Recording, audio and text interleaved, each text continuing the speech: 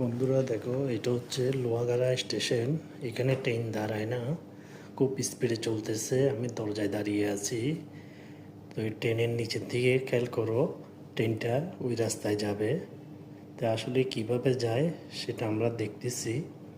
তো আসলে অদ্ভুত একটা জিনিস, যেটা দেখে আসলে চলতে চলতে ট্রেনটা আরেক রাস্তায় ক্রস করতেছে।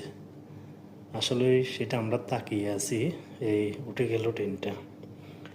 তো বন্ধুরা, আসলে লোহাগাড়া গ্রামটা খুবই সুন্দর, চমৎকারভাবে চারপাশটা খুবই সুন্দর। এখানে কিছু ফসলের মাঠও আছে, দেখতে অসাধারণ লাগতেছে। জিনিসগুলো দেখে আসলে খুবই ভালো লাগলো।